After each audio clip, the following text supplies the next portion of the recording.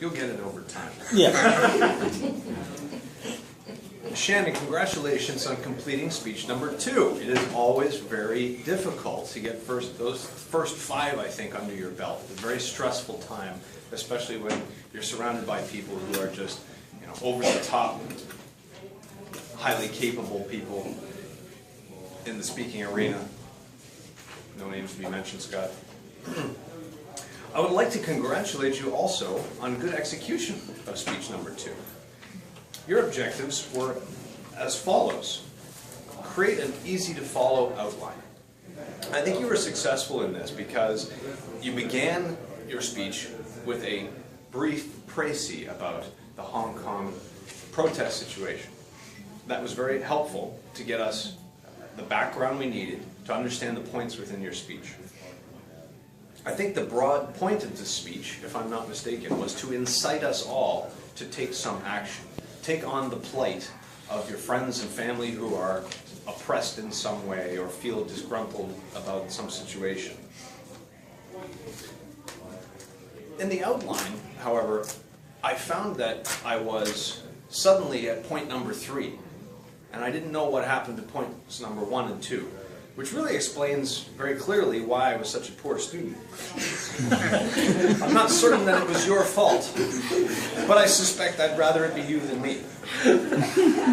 You were tasked with creating a very clear message with supporting material, and you did that by providing us stories, not first-hand accounts, but stories about protesters in Hong Kong, what they're going through, and how others were helping those protesters, building little makeshift cities and study areas and providing lighting. You know what would have been really powerful there? Images. Yeah, CNN is this storehouse of fantastic photography. And the images of these types of protests are very gripping. If you brought a couple of those pictures, I think you would have created an emotional attachment, an emotional tie for us, a response. That would have been very, very powerful. Your third objective was to create appropriate transitions. I think you had kind of a special skill that even you didn't know about. Were you aware that the cleverness behind saying something like, sometimes silence is not an option? Do you remember? Does anybody here remember her saying that? It kind of slid right by, though, didn't it? I mean, it was brilliant. Sometimes silence, it's the truth. It's a fantastic statement. But you let it just slide by a little bit. You could have changed your delivery of that statement to be highly impactful. Another statement that I really enjoyed, democracy may be a foreign concept to you.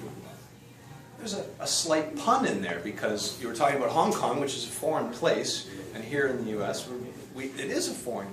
Hong Kong is a foreign concept, and civil rights is kind of a foreign concept because we've had them for so long.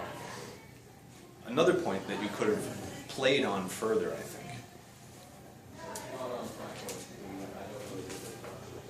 And in closing, you were tasked with creating a strong opening and closing. Unfortunately, you started your opening with which was unfortunate, but you picked up your points and carried them along through the speech, and at the end, you called us to action, and I think that was very strongly done as well. You told us what it was we needed to do. Overall, a great speech, and we look forward to very much more. Thanks so much.